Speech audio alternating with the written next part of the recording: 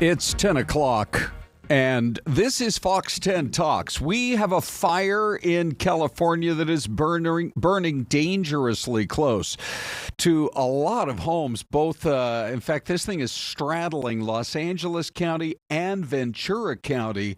And boy, we see that thick smoke filling the skies, and it did literally explode in size from just yesterday afternoon. It's the Canyon Fire. It began in Ventura County, but as dry as things are over there, just like here, and with the winds they've been dealing with, they have now issued thousands of people to be evacuated. They're supposed to, at this point, all be out of their homes. And there's just real concern about how many homes they might actually lose. This thing went from 30 acres to 4,000 acres in a matter of hours. And as of when we go on the stream right now here on Fox 10 Talks, we're not seeing any reports of any containment, and it is spreading deeper into Los Angeles County. Can you imagine living over in that area? Think about the homes that were lost, literally hundreds and hundreds of homes, people's lives turned upside down in a January fire. And now we are really in the heat of the season, both for California and Arizona, and it looks like they've got a real firefight on their hands. This area is supposed to be apparently very steep terrain. I mean, it's burning up in those mountains, and they're dealing with the drought just like we are dealing with the drought as well. They also are experiencing some of these high temps, not to the extent that we are. I mean, we hit 118 yesterday here in the valley, and the whole state was setting a bunch of heat records, but there in Southern California, they have plenty of areas that are pushing toward 100 degrees. So it is dry over there and it is hot. And I'm just now seeing that parts of Santa Clarita is now under evacuation orders, and Valencia, which of course is home to Magic Mountain. For any of you roller coaster fans, you've maybe ever been over there. From what I'm seeing, they are not impacted, at least not yet. This is Friday morning, 10 a.m., by these evacuation orders. But the city of Santa Clarita is already warning people to try to stay as far away from the fire lines as possible. So once again, this fire called the Canyon Fire, burning over in Southern California. And as you can imagine, there really is a lot of concern this morning just because of how bone dry things are over really all over the Southwest. And California, of course, is impacted by that. So we're going to stay very closely on top of that story. That unfortunately, they got another fire north of there that's been burning for about a week, and that one is now hit almost about 100,000 acres. In the meantime, here in the valley, it was an early morning firefight, and early this morning, our Danielle Miller was live right in front of where it happened. This was an assisted living home in a residential setting where there was a fire that broke out overnight, and they were doing all they could to make sure they got the people out and okay. This happened right around 43rd Avenue and Bethany Home Road. So here was the report that Danielle filed for us earlier this morning. She is, everybody. Shannon Bream, Fox News Sunday. Hi, Shannon. My double check on that. I've got it as SOT 1 over here, but I'm just going to let you guys roll it here. This is Danielle Miller in her report from a little earlier this morning from right out in front of where that fire hit. Well, good morning. Yeah, the fire is out right now, but definitely a very dangerous situation happening last night. You guys can take a look behind me here. This is what the home looks like this morning. You can see most of the damage happened right there in the carport, and that's exactly where firefighters say that this fire originated and then quickly spread to the house. You can see a cutout in the roof where they had to cut through there to try to battle those flames. All of the windows boarded up as well. So what we do know is that this happened right around 10 o'clock last night. This is is when fire crews were called here to the scene. We're told that 4 people were hospitalized because of this fire, all in stable condition. But what we're learning is that this is an assisted living facility. The caregivers inside the homes, they take care of these people here, constant supervision and care.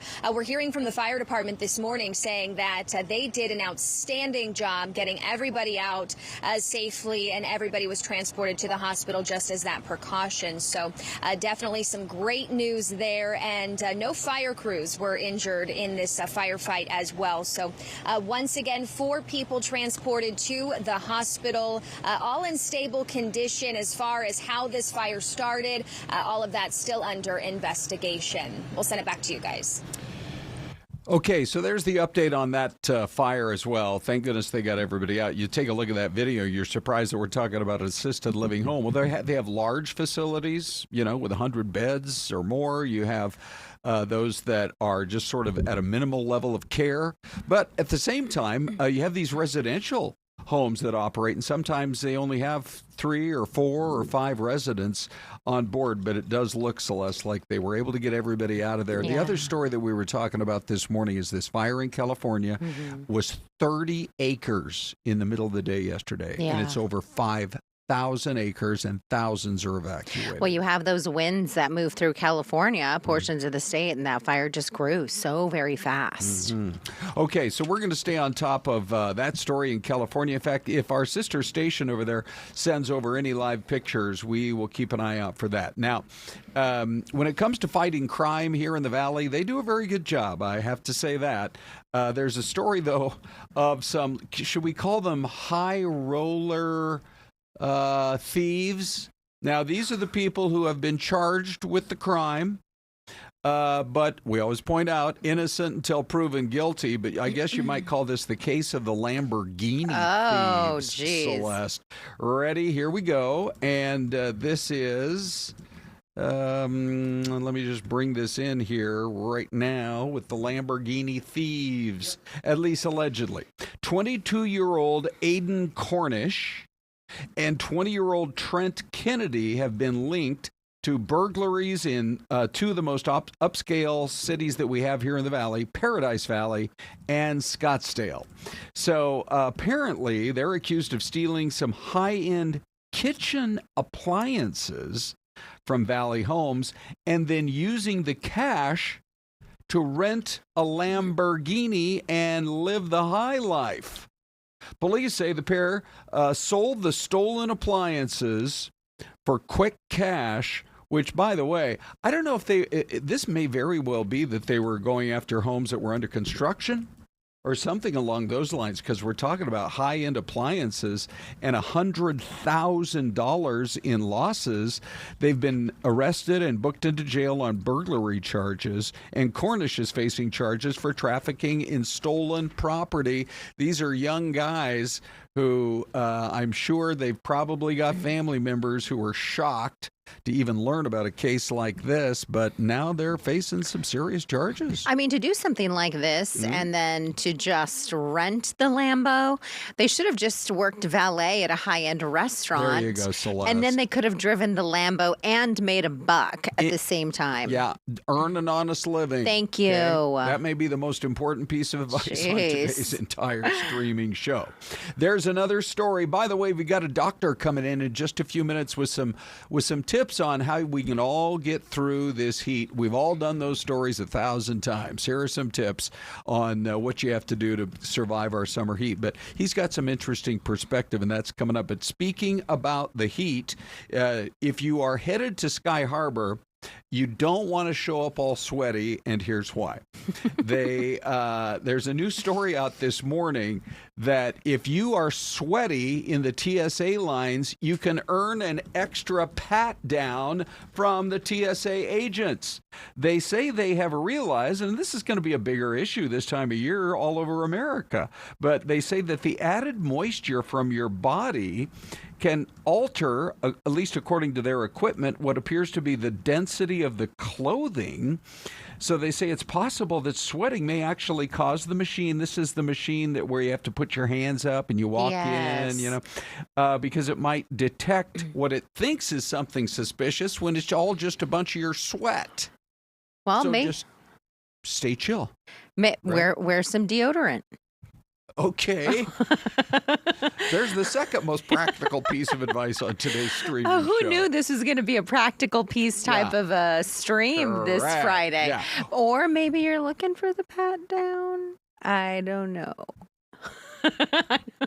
Anyway, speaking of flying, because we've already got a break coming up here, then we've got Shannon Bream, Fox News Sunday, some really interesting political talk, and then we've got the doc coming on as well. But, Celeste, if you are flying, let's say you get through the extra pat downs, now you're really sweating. Yes. Then you get on the plane and you're already a nervous flyer, so you're prone to sweat. Oh. Just don't watch the scary movies. This seems to make common sense, but you see people who you can just tell. When they get on the plane, they wish they weren't on this plane. They want it to be over the plane ride as soon as possible. So be careful what you choose if you're on one of those airlines that has the seat back movie screens. Well, absolutely. It's like, why watch a scary movie or Jaws or Snakes on a Plane when you're over the Pacific? I want to know if there's ever been an airline, and you guys in the chat box can join us, friendliest chat online. Have you ever been on a plane that actually offered as one of the movie choices snakes on a plane? I mean, it's so crazy. Like, why do it? Yeah. Well, anyway, they are saying stay away from the horror movies, the disaster movies.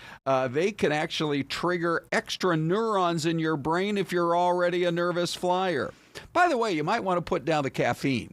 The caffeine's already going to make you jittery. It will. And skip out. I mean, you don't need the liquor until you land. There you go. You know what I mean? Skip out on that, too, because it may make you start thinking crazy. So what do you watch when you're on a plane, Celeste? Do you go for the scary movies or the lighthearted? I kind of go for I said on the air this morning, my favorite is to watch Seinfeld, reruns of Seinfeld. Oh, I do.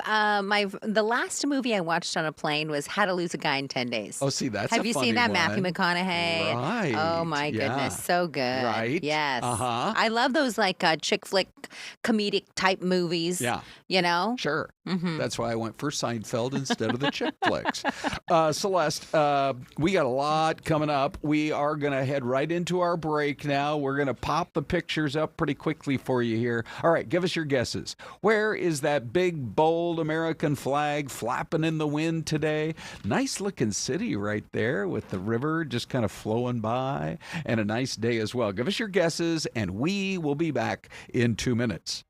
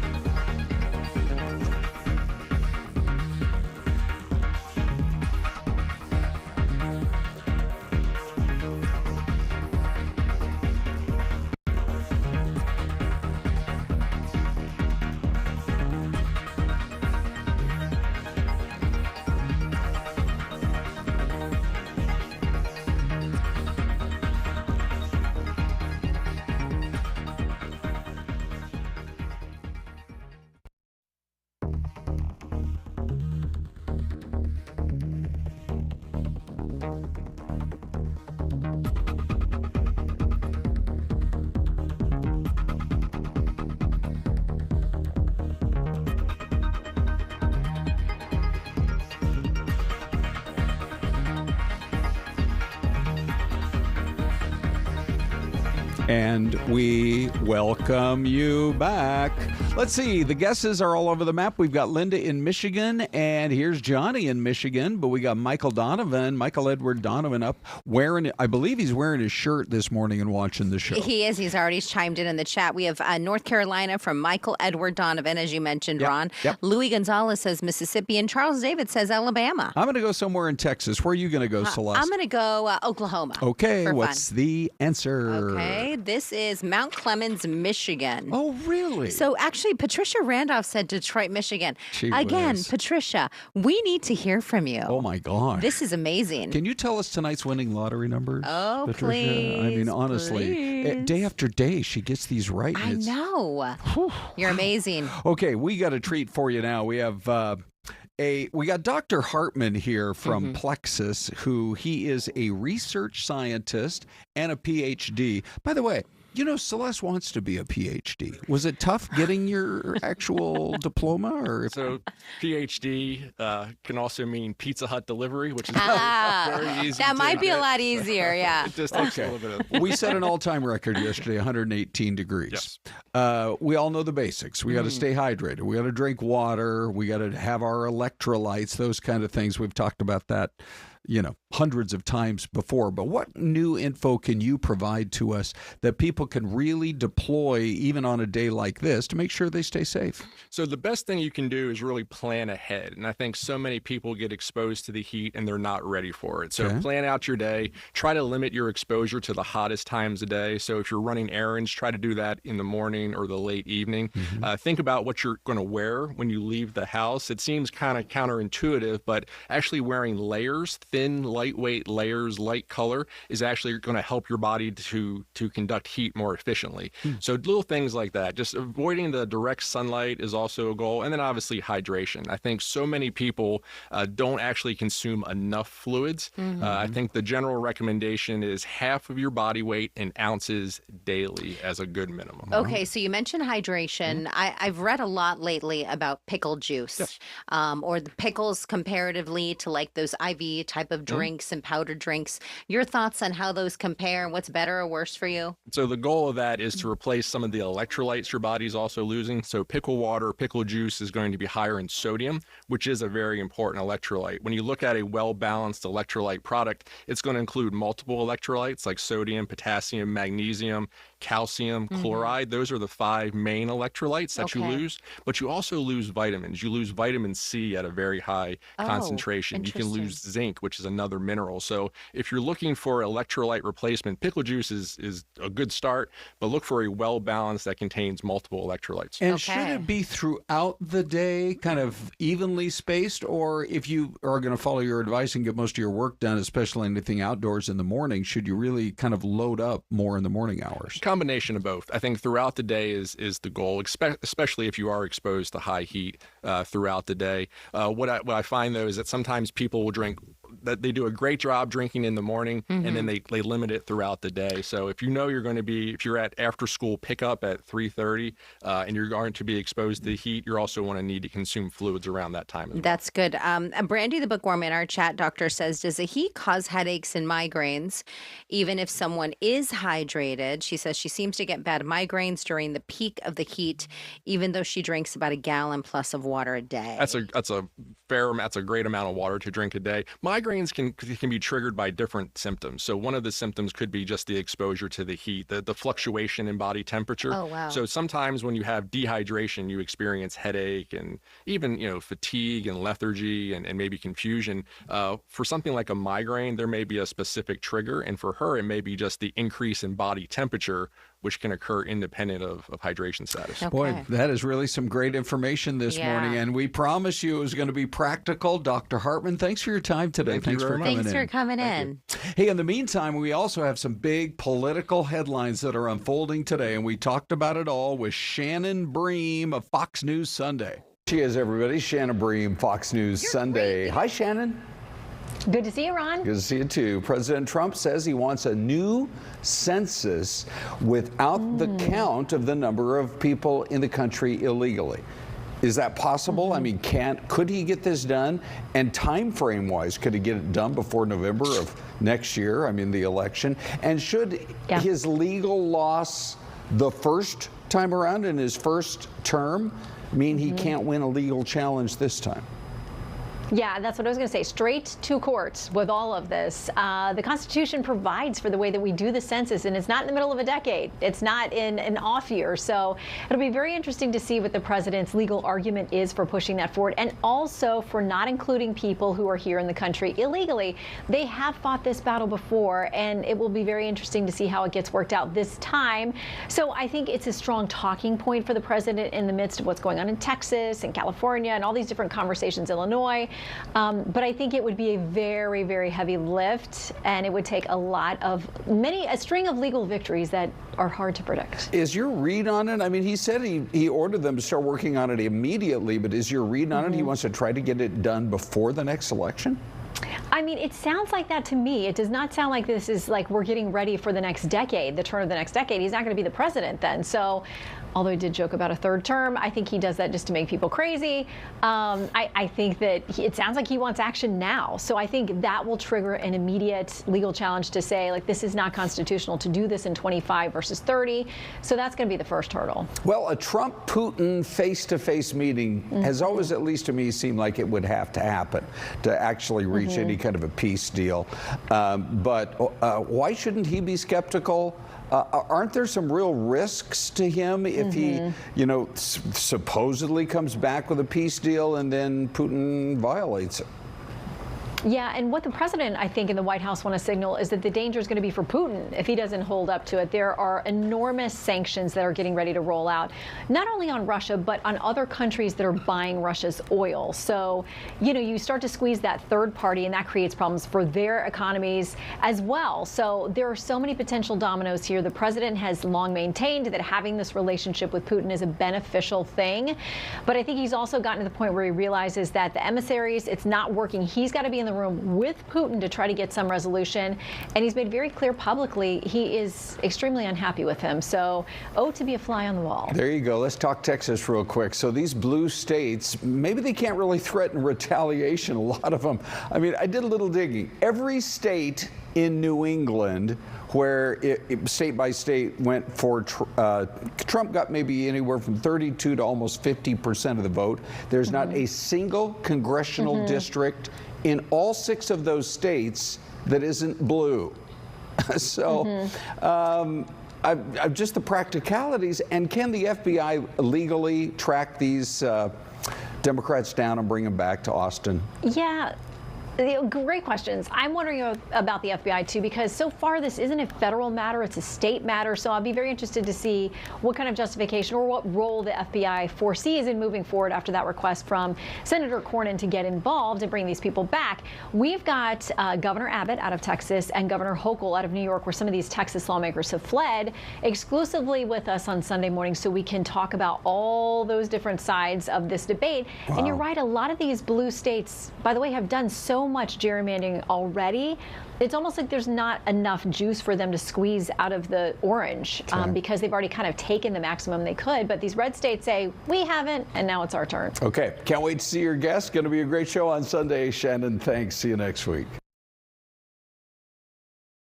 Now, here comes our poll question. Celeste. Yes, sir. It didn't make big headlines, but it did happen after President Trump posted on social a couple of days ago that he was fed up with crime in D.C. There was this report of a younger employee of Doge who got attacked in a carjacking with some teenage suspects who apparently were responsible for it. And he said, we may just take over the whole operation of law enforcement. Now, that's not what happened, but he has ordered what you could basically call a surge of federal law enforcement.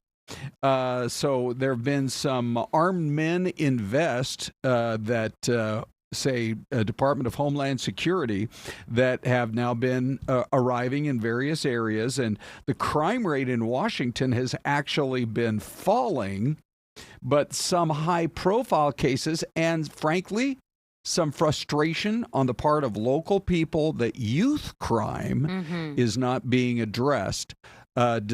went ahead basically and prompted the president to order this deployment effective this morning at 12:01 a.m. And it looks like it's going to impact immigration police, FBI, U.S. Marshals, and the DEA and several other federal agencies. The reports are that it's going to be a 1-week surge, but then, so it is somewhat temporary, but then what happens after the surge, I guess we'll have to wait to see. Well, I think, do we know which, so all of those agencies are going to respond to the area to police the crime happening? Yes, yeah, exactly. Well, I think what you do is we pay state taxes, we pay federal taxes, and if the people in the community feel like they're not being cared for by the local authorities, then I think the feds have to step in to help. Well, here's the poll question. Here's what it looks like. Right now, 83% of you saying good. They've been too soft on crime for way too long. 17% say it's bad.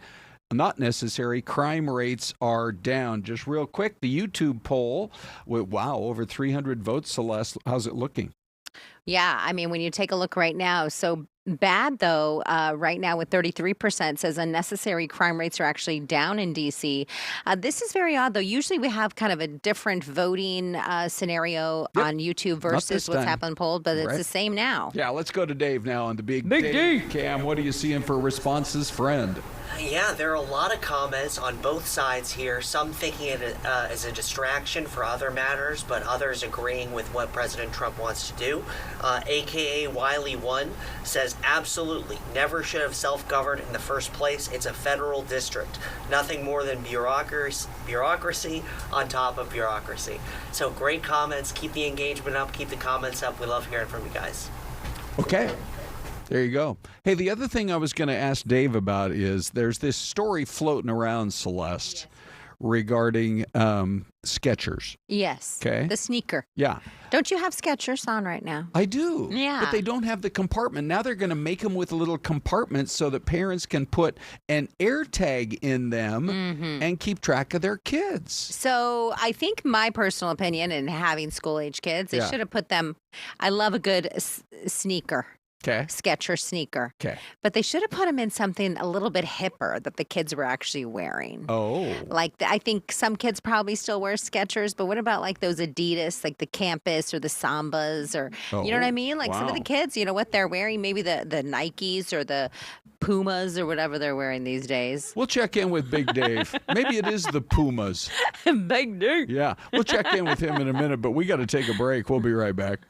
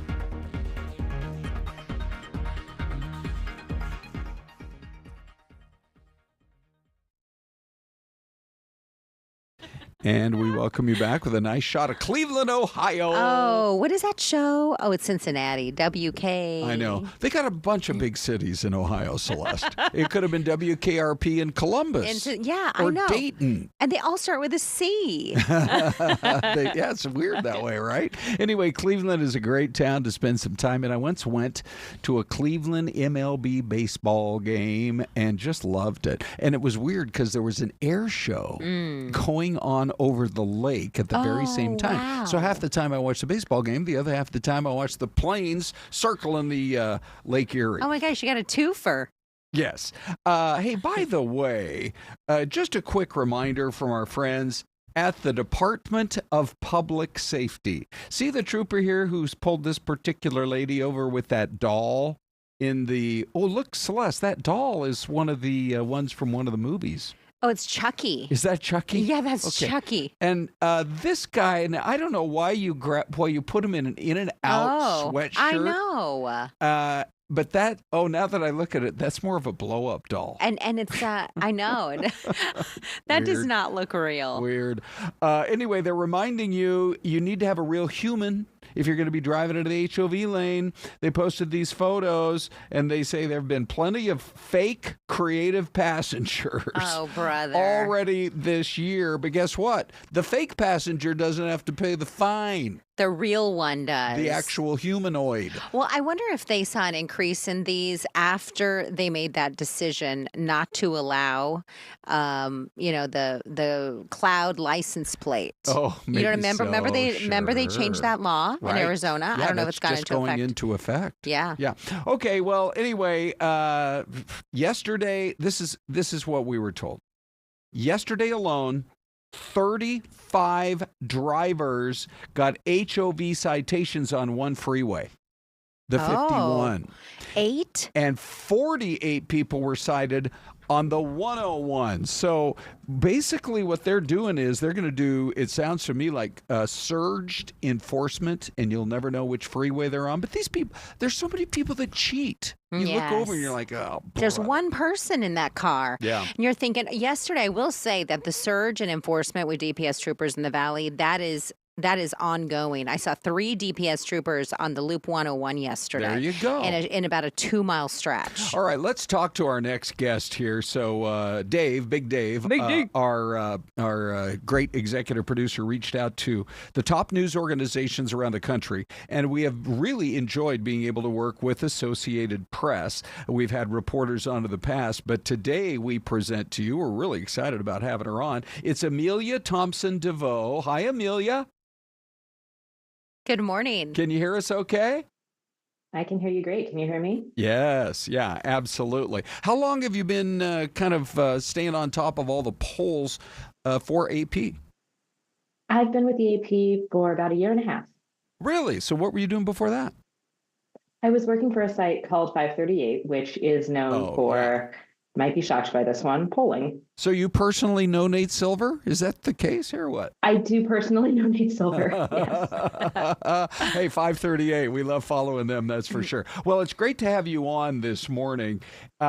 You recently had a story about kind of the future of the Democratic Party coming out of the elections. I mean, we all watched the anticipated celebration. Yes. I guess would maybe be a way to put it there in Washington, D.C. The night of the election. And eventually the crowd was kind of told to go home, and we'll have a statement for you tomorrow. I mean, there's always a winner, Amelia, and there's always a loser. But it seems like there's a lot of hand-wringing going on this time around. Does it seem to you that it's maybe more than normal? What are you seeing in the polls? Well, what we're seeing in the polls is really kind of a deep sense of, I mean, might sound a little hyperbolic, but almost despair among Democrats.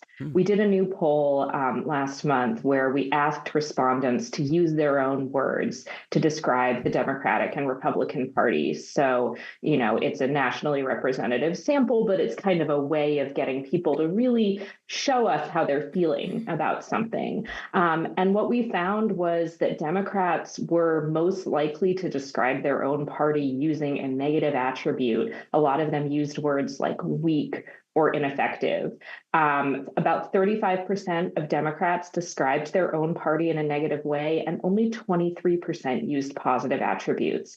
So I think that tells you a lot about the way that rank and file people within the Democratic Party are feeling about their leadership. They're feeling like they just can't deliver.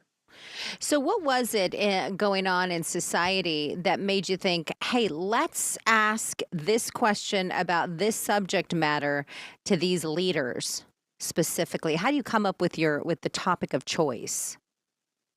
Well, so when we poll national samples of Americans, and we're going out, and it's just a population of U.S. adults, and we ask them, are you a Democrat? Are you a Republican? So we're able to kind of look at specific groups and their views that way. And what we've seen in some of our previous polling this year and in other polling is Democrats feeling really negative about their party. But we didn't know what that negativity was about. We asked, for example, earlier in the year about whether Democrats felt optimistic about the future of their party. And only about 1/3 of Democrats said they felt optimistic. That's down from around 6 in 10 who felt that way in July 2024. So a big decline. But, not feeling optimistic, feeling negative, that could mean a lot of different things. So we wanted to hear in people's own words how they were feeling. And this feeling, again, of weakness, of ineffectiveness, of the Democratic Party just not being able to do the things that their voters want them to do is what came out very strongly. Well, I think it's also interesting that, and this could turn out to be a big topic when we get to the next election cycle next year, because I think inflation, I do believe, played a pretty major role in terms of people's decision making on who they were going to vote for in the last presidential election cycle. So you did some polling regarding how people feel about, so at this point in time, are we making progress, or are people really frustrated every time they go to the store? People are still very much feeling that sense of, why are prices so high? I'm stressed about my grocery bill. We found that about half of U.S. adults say that grocery costs are a major source of stress. But I think this is the finding that really jumped out at me. Only 14% of Americans said that grocery costs were not a source of stress. So even for people in higher income brackets, even for people who you might not think are worrying about grocery costs, it's at least a little bit of a burden, at least a little bit of a source of stress for them. And then, of course, for this much bigger group of Americans, it's a major source of stress. And so that's something that could be incredibly influential. I think the other thing that's really worth noting from the poll we did of Democrats was their feelings about Republicans are overwhelmingly negative. So it's not like I think Democrats are going to get up and start voting for Republicans, and they're still feeling really badly about the Republican Party. And so that itself could be a motivator. Even if they're not feeling as good about their own leaders, they still might want to go out and say, hey, I really feel strongly about voting in 2026 because I'm so unhappy with the people in charge of the country now. Really interesting stuff. Dave and I, Syleste, while you were on the air this morning, we were looking through. You can cross-reference if you go to the AP website, which is a great site for news. You can cross-reference some of Amelia's reporting and just a lot of really interesting stuff. Can we have you on as a future guest, Amelia? I would love to come back and chat more. Thanks so much for having me. Thank you. We appreciate it. Have a great weekend. Amelia Thompson DeVoe joining us from the AP and from their... She really kind of does most of their major reporting when it comes to what's happening in the world of polls. So, Syleste. Yes, Ron? I'd like to see a poll on our favorite burgers in America. Oh, my Wouldn't goodness. You too? Well, I have to say that food is always a popular topic in the chat box. Oh, yeah. And people love a good burger. Correct. And there's one burger chain celebrating a big anniversary. So glad you mentioned that, Syleste. WhatABurger is celebrating their 75th birthday today. And so today is the day that you can get a 75-cent burger. And I think it's one of their main ones, one of their main burgers. The WhatABurger. Yeah, I guess the classic or whatever, something like that. They're good size, too. I love their burgers. I just don't have one right in my neighborhood. But there have been several times that I'm driving by as sort of a spur-of-the-moment shopper. Oh, wow. I'm like, I'll hit up that Oh, you give it a drive-thru. side eye and you're like, that's calling my name. Correct. Even if there's a left-hand turn involved, I'll chance it.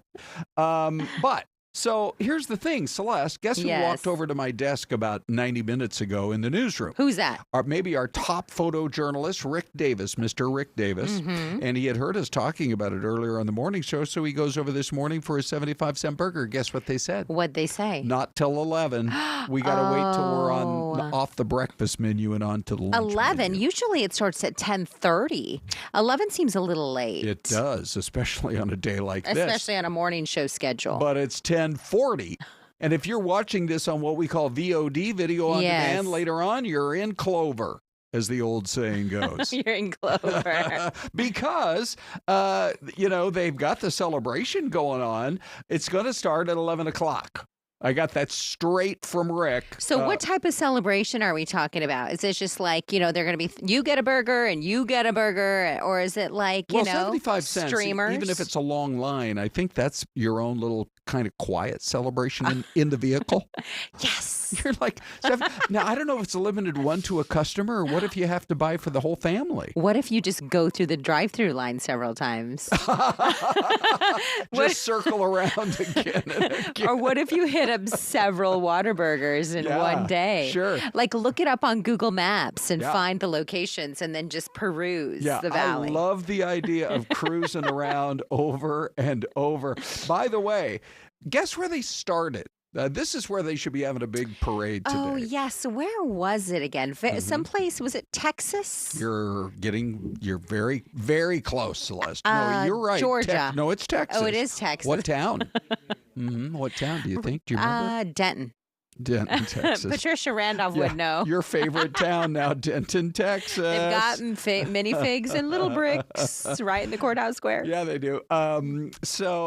Corpus Christi is where it started. Doesn't seem like Burger Capital USA. No, it doesn't. But good for them. We're going to have to make a mental note because Selena, that's her hometown, is Corpus Christi. Oh, is that right? Yeah. And so Selena and WhatABurger both have a very strong connection. By the way, next week I'm traveling to a mystery state. It's not Texas, because if it was, I'd be hanging out in Corpus Christi. Yes, you would. But I'm going to be zooming in with you, Celeste, a few times. Yes, you are. And revealing why people love this particular state. And maybe what you love about it as well. Yeah, for sure. Yeah, I bet Patricia Randolph's going to know where you're at. Oh, my gosh. Okay, that's the way we should start the first Zoom, is I'll be live and Patricia can guess. Or can we do like Where in the World is Carmen Sandiego type of a thing? Sure. Like you can put a cape on or like the trench coat with the hat. Patricia Randolph edition kind of a thing. All right, back in 2 minutes.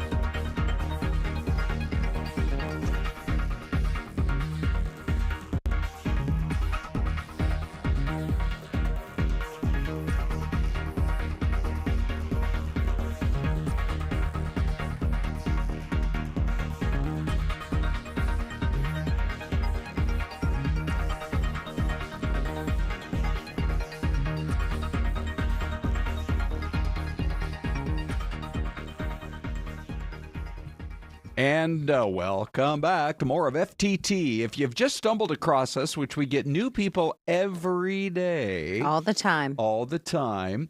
And by the way, Patricia is already on board. LOL. And where in the world is Ron Hoon? Next week it shall be revealed. I used to love that show on PBS. Oh, did you? Yes. Yeah. Where in the world is Carmen Sandiego? Okay. This is going to be fun next week with you. I'll zoom in on Monday. I don't know where in this state I'll be. No. I mean, it could be at a WhatABurger, we're going to say. Yeah, it could be in a park. How long would you wait in a drive-through line? Because they're going to be long today. 75-cent burgers at WhatABurger. How long would you wait for a burger or before you're like, no? As long as it took me to do Wordle. I'm like, okay, I'll do Wordle while I'm waiting. Yeah. And then it's all bets are off. I picked my grandsons up the other day from their exercise class, and Riley, the little one, wanted to go to McDonald's, and Mason, the older one, went to In-N-Out, and I said, he wanted In-N-Out. I said, we'll drive by that In-N-Out line, Mace, and then we'll make a snap decision. Yeah, that's how. Oh, and how was the line long? You've seen these In-N-Out lines. Oh, yeah. I bet you it was at least 20 minutes plus. Well, the opposite has happened to me, where we'll drive past a burger joint, and I'll say, all right, well, if the In-N-Out line is long, we're passing it up. Next thing you know, the's like 2 cars. And say, okay, fine, whatever. Hey, success in life is all about timing. Hey, we love. This guy's become one of our favorite guests here on the streaming shows. Here's the man himself, Steve Bender. He's listening to this burger chat. Steve, how long would you wait in line for a WhatABurger? Today's their anniversary, 75-cent burgers. Oh man, I love it. I'd wait a half hour. I would wait an hour. I love, by the way, I know we're talking burgers, but WhatABurger, I worked in northern Louisiana. We'd always jump over to Texas and get some. Their hot buffalo chicken sandwich. Ooh, it's like lathered in that mild sauce and ranch. Incredible. I'd wait all day for that one. So, and then you were talking about In-N-Out, making me jealous right now with the fast food joints you guys got out there. Yeah, that's for sure. What do you have there in your town, like, or in the South? What'd you grow up with? Fast food joints. Ooh. So yeah, I grew up in South Florida. I'm in New Jersey now, but in South Florida, it was Miami Subs. That was kind of the unique thing for us, which was always good. My mom would pick us up from school. We'd get a BLT sandwich. That was if you were doing good. You knew you were going to have a good day. We're getting a BLT. If you were bad and the teacher had to talk to mom, well, good luck. You're probably getting the leftovers. So, yeah. Oh, BLT's good, though. Yeah, bacon, lettuce, tomato, point. mayo. Yeah. Wow. Oh, by the way, so here's why we asked Steve to come join us today. We set Steve. the all-time record yesterday. We knew it's going to be a hot week. Yeah. But we set the all-time record for any temp here in the desert in Phoenix of 118, hottest day ever. For the month of August. Steve, why are we baking out here? I mean, we know we're a desert, but what's really going on to create this situation? Get me distracted saying bacon there again. Yeah, no, the heat. We got the heat wave that is on. I know, Ron, it's so tough. And Syleste, when you tell people, okay, it's going to be hot in Phoenix and it's the summertime, they're saying, duh, right? Yeah. But here's the old previous record for August 7th, 112. And as you had mentioned, we smashed that. But on top of that, we got to 118. So it's the hottest August day on record ever. And you guys have been keeping the records for a long time, back into 1890. So you're looking at 130 years worth of data. And this just dominated that. You got this high pressure that's just allowing the sun to cook. And you actually set an overnight low warm record too. So that's like pre-cook in the oven. And then somebody put it on broil and it just hasn't stopped. Now, here's the good news. The heat alerts, they do go in effect for you all the way through today. But as we get into the weekend, you're cooling down to a nice balmy 110, which I know it doesn't seem like much of a cool down, but in Phoenix, you'll take it. Ron and Syleste, I wanted to ask you, because I lived up in Reno, and when I was forecasting stuff in the high desert and it got to this level of intensity, I'd always say gain some elevation, get in the Sierra Nevada, shave off 20 degrees, and jump in Lake Tahoe. What are people in Phoenix doing? Do they have that option? That is such a great question. For years and years, we've had a real problem. We have Flagstaff, which is 7,000 feet, as you well know. Oh, yeah. But we had a 2-lane freeway going north and a 2-lane going south, which was fine when we had 1 million people. Now that we have 5 million people here, it just wasn't. They just opened reversible lanes. Yeah. So I think Flagstaff and Prescott suddenly, Syleste, become more popular than ever, don't you? They do, yeah, because the swimming pools, Steve, here in the valley, even in these hot summer months, they're like warm bath water. Unless you got a pool chiller or something like that. We're standing really where it is. We're standing in the Costco freezer section. That's where we're standing. Or like, wait, where's Mom? I'm just grabbing milk. Wait, hold on. That was 20 minutes ago. It's so true. Yeah, we all talk about going to Costco and just lingering. Yes. I've never yet been told I had to leave the freezer section. Never. I go in there if I'm at a Costco. Yeah, especially in a sweatshirt. How about you? What did you do to, in those especially hot days, buddy? Especially high. I would jump up into the Sierra Nevada. So the good thing was when I lived in Reno, it's about 4,000 feet. Get up into the Sierra at 7,000 to 8,000 feet, shaves off a ton of the temperatures, 10, 20 degrees. But I love jumping in the lake. There's so many different alpine lakes. And I know for you, it's tough.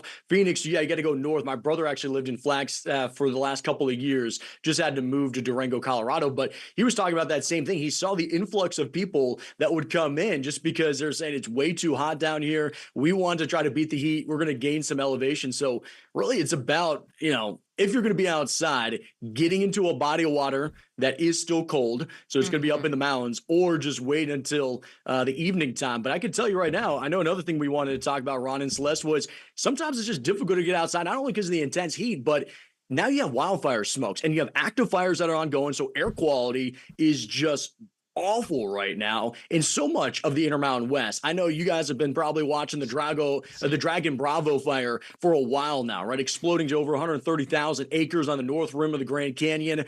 That was caused by lightning 36 days ago, and still containment down to about a third, because when you have these massive fires like that, it's tough to get that overall control. But I do want to talk about what's happening near you now. I don't know, Celeste and Ron, have you guys kind of talked about the canyon fire out by Santa Clarita? Oh, yeah. That kind of picked up yesterday. Incredible how fast that started to grow. Yeah, 5,000 acres now, thereabouts. And it was 30 acres this time yesterday. Well, I think they have, and you probably know this better than we do, Steve, but you have those winds that move through California, and that it's crazy because through those canyons and those winds will just pick up and cross in all kinds of crazy directions. Yeah, you're right. We're looking at this, and when I started the show last night on Fox Weather, it's 6 p.m. Eastern time, so it was about 3 p.m. out west, and it was only an hour old, and this fire jumped from 200 acres to 600 acres. And when you get this early numbers like that, it's really difficult to calculate, right? Because you're not having aircrafts that are actually mapping it just yet. It's the aircrafts that are trying to throw down the fire retardant and the advancing flames. But when you see a number jump like that, you start worrying about how quickly that is growing. And you're looking at, okay, now it went to 1,000 acres by the end of our show. So within 3 hours, now you have this massive fire that's leaving the mountains. And to your point, Celeste, near the eastern perimeter of the fire where it was most active, 25-mile-per-hour winds. And it may not seem like a lot, but when you're thinking about ground personnel, they can't get that close. So now they got to start building those fire break lines way further out and hoping that the flames don't jump those. And I'll tell you, when I was watching last night, we were getting new information coming into Fox Weather and visuals. There was so many hot spots. It's tough to talk about just the canyon fire because all of those mountains that are 2,200 feet in elevation were covered in smoke, and you're just seeing embers every different way the chopper would look at it. And it was a concern of how do you pull the resources together to get this entire thing from advancing and not just the one eastern side of it. Steve, I have to share, we have a live chat ongoing here on YouTube. And one of our chatters, Ong, he said, wow, this guy is intense. So question for you, how do you get fired up? I mean, the weather's got to fire you up. You love the content. Are you a coffee drinker, soda drinker? What are you? What gets you going, buddy? I had a little coffee. No, I'm just like this. I'm a sports guy trapped with a weather brain. It's so funny. Everybody in my entire career is like, dude, just talk about sports. Just talk about sports. And I'm like, I'm a nerd though. I love the weather. I'll play some ball though. So if we do want to play some sports, anybody wants to, let's get a league going. But just for me, I'm just a high energy guy. I love it. Steve and I are like brothers in arms here because when I first got into the business, I wanted to be a sportscaster too. Yes, I know. That's great. Yeah. All right, so we got to say our goodbyes, but Steve, you officially win as our favorite guest of the week, third week running. Yeah, we don't have any money. We don't have any money to give you, but you do get bragging rights. You have a WhatABurger? You get a WhatABurger? Can you guys send me a WhatABurger? I don't care if it's 2 days old. I'll eat it. We'll Google map you how to get to the closest one in Jersey. How about that? Oh, Steve, good to to see you, buddy. Have a great See you, weekend. Steve. Thank you, Man, guys. we Oh love my those visits goodness. with him, don't we? That is so amazing. Couple of final stories, Celeste, before we hand it off here to Ty. Did you see this video of the little itsy bitsy dog who decided to take on a great big bear? Watch this. There's the bear. Now, where's the dog? Look at this, right? Oh, now the bear. Oh, what? Oh, there we go. Look at that. And there's the homeowner. What did she grab, a broom or something? That bear wants nothing to do with that dog that's about the size of its paw. I love this video. So it was a feisty Pomeranian, and the four-legged home invader did not want to spend very much time in the home that was clearly guarded by one of America's smallest guard dogs. I love that. Cute. Yes. Yep. I love the fact that the Pomeranian, despite it's small but mighty, it looks at itself in the mirror every day and it says, nope, I am a big watchdog. And now we present to you our T-shirt wearer of the day. Well, Ladies, good morning. Yeah, the fire is out right now, but definitely. Stand by, Danielle everybody. is wearing a T-shirt. Yeah, I think I've got this. I'm going to let you guys roll it. This is Linda Montier, who from day one has been one of our most loyal, She has. not just viewers, but commenters. Oh, And Linda. she is our representative out in the Gila Valley. I love it out there in the shadow of Mount Graham, Linda. It's such a beautiful area. Oh, Safford my and Thatcher and goodness. Pima and the communities are right around there. And here's Linda looking sharp in her shirt. Yes, Linda, thank you so much for watching. And you can see, Ron, that our signatures there on the Fox 10 right around there. Yeah. And we just appreciate you hanging with us, Linda. You look great in that shirt. And thank you so much for hanging with us and hanging with everybody and being a part of this amazing community in the chat. Yeah, that is a big part of what we're building It's here. the chat. Is the chat. Yeah, Yeah. for sure. Ty joins as well. How about Linda looking sharp? She does. Yeah. Yeah. I know. I was like, well, we all got T-shirts. I was like, well, I kind of want everybody to sign mine, like a yearbook, Correct. Oh, and then someday maybe get it framed And put then up sell in your it. house. Retire If early you see it on yeah. eBay. Hell, with Hello, Ron's eBay. signature If on you it. have Ron. If you have Ron's Offer signature, up. it might be like $1 million. Ty, what do you got coming up, buddy, in the 11 a.m.? Okay, so we were talking about how brutal it was yesterday when it came to the temperature. We hit 118 degrees. Well, APS just sent out a release saying that yesterday was one of the days that they hit a record number of folks using power. Yeah. Obviously, with all of the warmth we saw yesterday. So we're going to talk about that. Plus, have you seen that new documentary about Diana Taurasi, the director? Live. All right.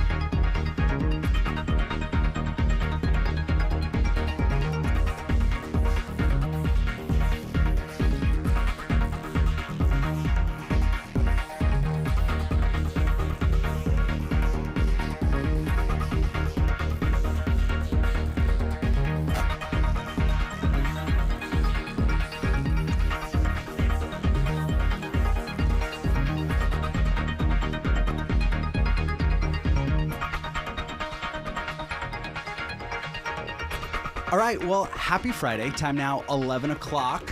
Anita has the day off, and Desiree is supposed to be here. I'm throwing Desiree under the bus. She's supposed to be here at 11 o'clock to co-host with me, but she is running a little bit behind. Oh, she is running. She's running. Here she comes. All right, let's get the camera. Des! Guess what time it is, Des? 11 o'clock. Get in here. No, come on. Get in here. Look at it. That's what I get for having to use the restroom. I had to throw you under the bus. Come on. It's Friday. We're having a little fun out here. Listen. Go on. You just stay inside all morning. I'm out. I know. Running around the neighborhood. I know. No. Well, what? I got my cardio in though. You did. You got a little. Mama can still run You're gonna clear some of those rings today on that Apple Watch, Des. Good. I was thinking about our talk the other day about the 10,000 steps a day. Yeah, I know, right? Trying to get some extra ones in. I got on the treadmill. Like, I'm all out of breath. Well, you take a little breather. I got on the treadmill last night, and I was thinking about our step count conversation from the other day. 10,000 steps. That doctor, Trying. if you didn't watch, she said basically you don't really need the 10,000 steps. It's kind of a misnomer. Yeah. She says as long as you are anything getting up better and than moving, what like your normal Yes. is, a little above that. There you go. All right. So yesterday, the temperatures. Ooh, I'm still melting from them. Brutal, right? We hit 118 degrees yesterday at the Phoenix Sky Harbor, officially making it the hottest day so far in August. I was talking to Crystal just before I came out here, and I was like, do you think we're going to have another brutal day like that anytime soon? And she says that all the models look like things are starting to trend downward. So that is the good news. We're probably not going to be, well, let's not say that. We might Don't not speak too soon. hopefully see. We're still in an Arizona summer. I know. But this was pretty interesting because as we were coming out here, Des, and I didn't even get time to give this to you. That's okay. APS sent out a release saying soaring temperatures yesterday pushed energy use to another high as APS customers set a peak energy demand record for the third time this summer. So the record of 8,631 megawatts was set Thursday, August 7th between the hours of 5 and 6 p.m. That's according to what they say are their preliminary figures.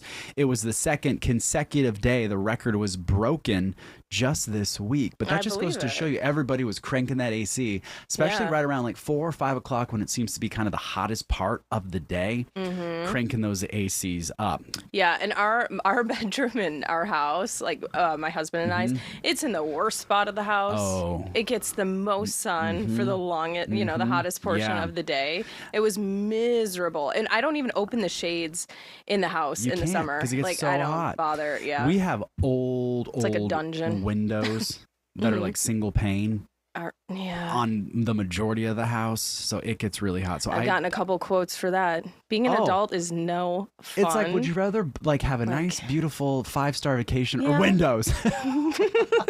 Definitely not windows. I know. Yeah. But But kind of brutal.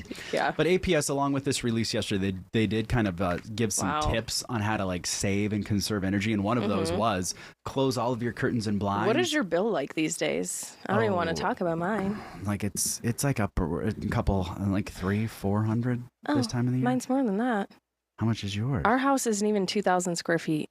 How much? And my bill was $538 and some change. Yikes. Yeah. Right. We have, and that's just with one AC unit. Yeah. Too. Brutal. It's a single story. So, all right. Yeah, it is struggling right now. Ugh, I can only imagine. Yeah. But hopefully we're going to start to see these temperatures drop a little bit. That'll give us a little bit of relief. I mean, right? even by 10-degree drop, we're going to feel We'll take it. So Yeah, we'll for definitely sure. take it. All right, let's talk about this big story. We have been talking about it on the news all morning long.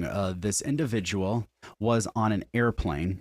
It left from Phoenix, headed to San Francisco.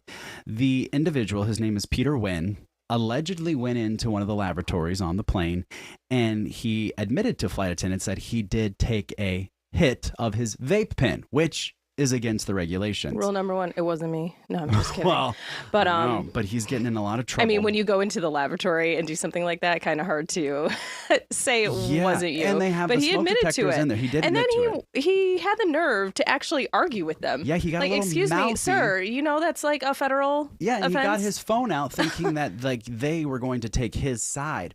So we actually have that confrontation that we can play for you right now. I am going to tell you right now, it doesn't look like I have access to it on my panel, but if you can press SOT1, we'll watch.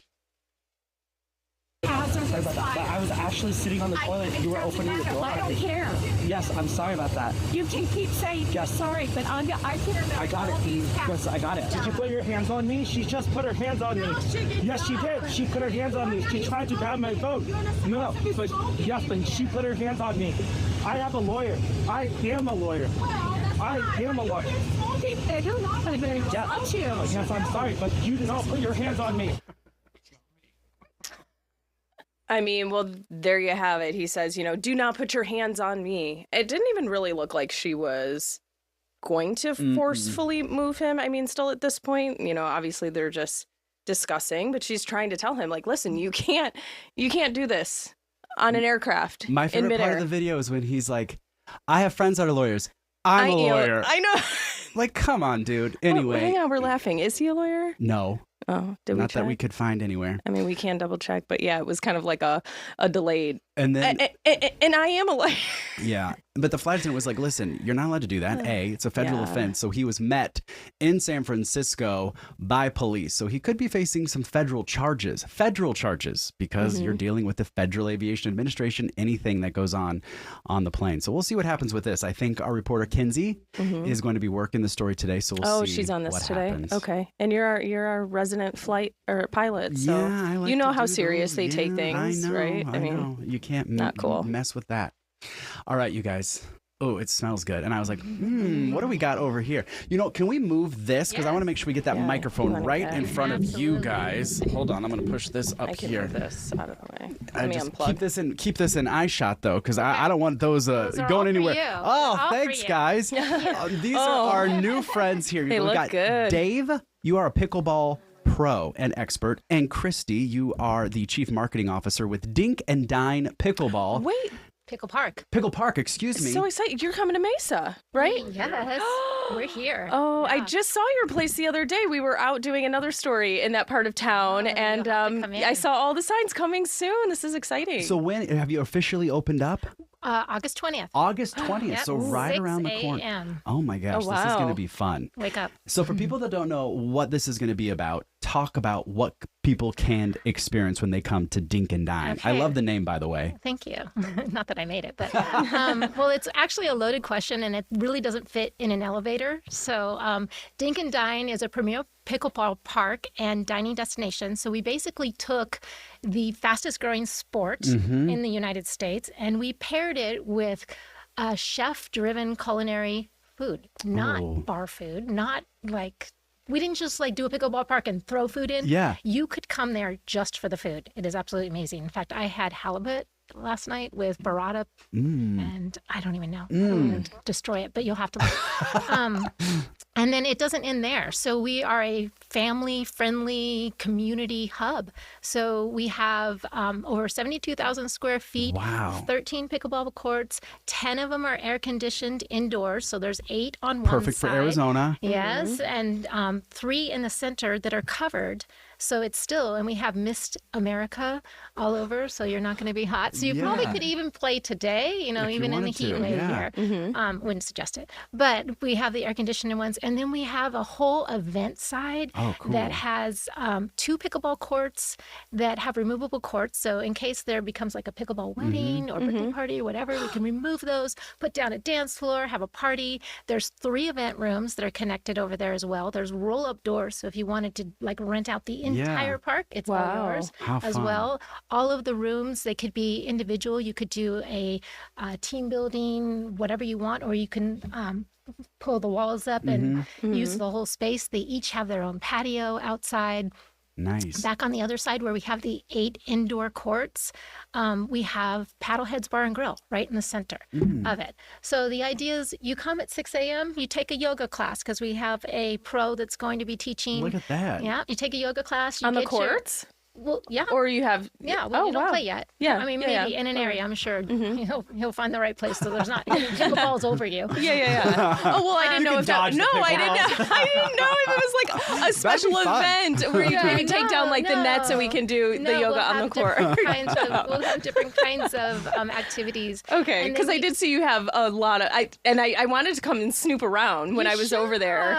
We were, like I said, we were doing another story, but it looked like you did have like large patio, like turf space, and I think I saw like picnic tables. Okay, so I missed that. So in the center where we have the center court, and they're all like premium grade tournament ready courts, and we have all the lawn games, the Jengas, the everything. And then we have a little kids court. It's like a dink court. So the adults can use it to practice their dink. And I'm assuming the kids are going to take over. And behind that is a dog park. Oh my gosh. And then we have a massive This really is for the whole family. This massive screen that I know the whole team is like, hey, we're going to put this segment up on. So they're like, hello, everybody. Oh, cool. Hi, guys. They're probably watching that. And then there's a stage below that. So we'll have music on the weekends. We'll have all sorts of events. It's basically the place the community can come, especially on a day like this. You can be in air conditioning. You could stay all day. I personally would bring my computer. There's tables all around everywhere. If you've never played pickleball a day in your life, it doesn't matter. Okay, do you guys play pickleball? Yes. He's the pro. You're the pro. Well, you should go head to head with Ty here. Well, I was going to ask you because no, I'm kidding. We have he doesn't play that well. I know from the promo shoot that we've done. It doesn't matter. He could teach me, Des. There you go. He was teaching me. Boys against girls. Bring it. Let's go. Right. But I mean, it seems like we have done so many stories about pickleball. It has just, blown up. Yeah. What do you think it is about pickleball that people are just like, let's do it? That's a good question. So the term that's somewhat synonymous with pickleball players throughout the world is pickleball saves lives. Okay, and where that comes from is the social aspect, the psychological aspect, and also the physical aspect of it is incredibly and something that draws people in, and they cannot stop doing it. The addiction in pickleball is crazy. It's real. Yeah, people get on. They play for 1 hour, and they're like, I cannot wait to come back and do this. Right. So the game is exponentially growing, as you know. Some people that have asked me questions simply, what's going to happen when the fad dies out, right? And I look at them, I go, you have no idea what this is. Yeah. It is crazy, right? And it just seems to grow and grow and grow. Yeah. And what I love about it, too, is that I did a live shot and someone was saying, this is the only kind of game, quote unquote, that you can play with your grandkids, your parents. Exactly. It's a family event because you really, any age can play. Any age. We've got to take a break in 15 seconds, but can you guys stick around after our break and we'll kind of close out this conversation if you don't mind? All right, cool. We're going to have much more with Dink and Dine. I'm excited about this, and the name is just fun to say. We'll be back in 2 minutes from now.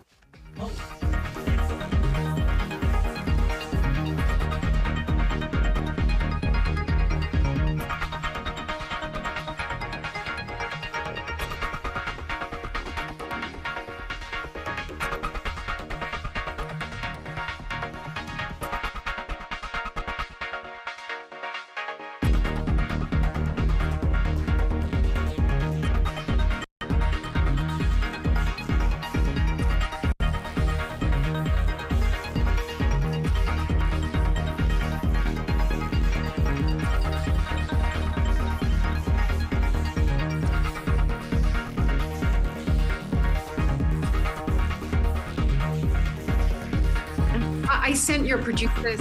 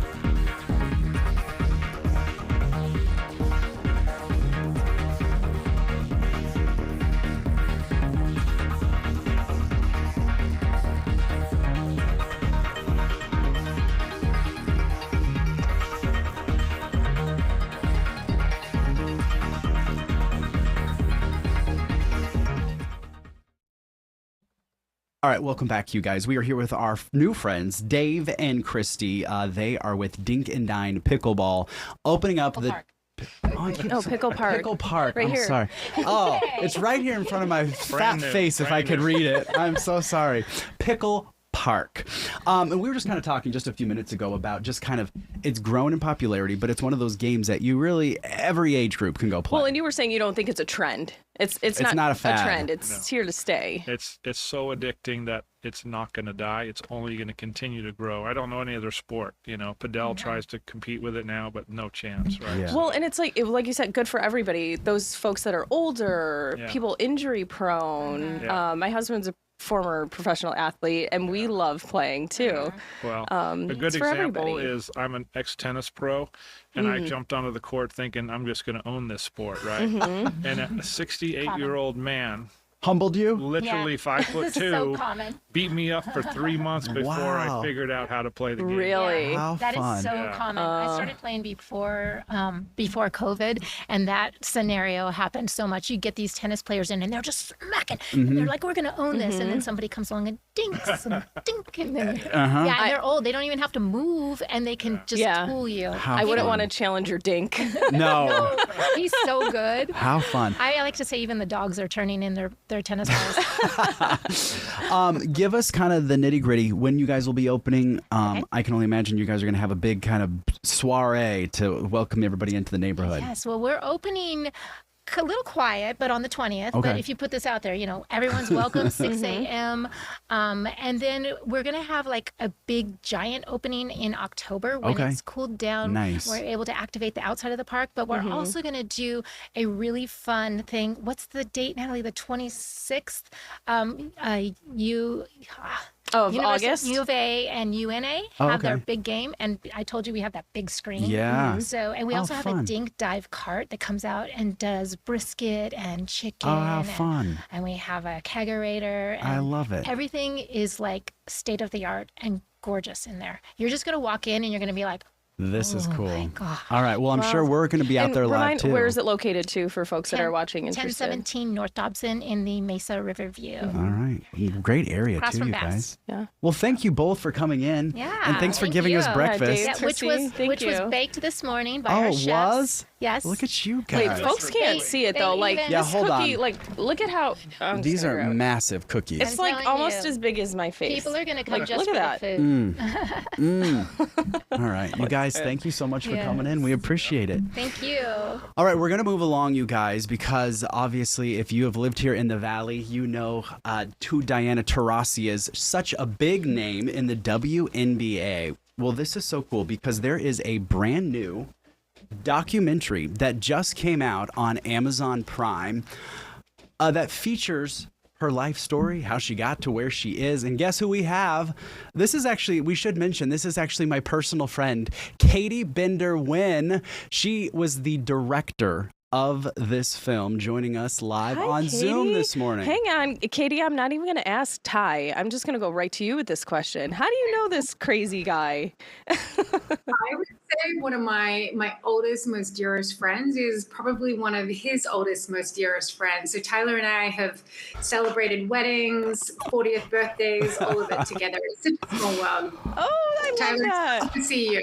I love that you just called him Tyler. Yeah, you know that she's like a true friend when somebody calls me by my real name, Tyler.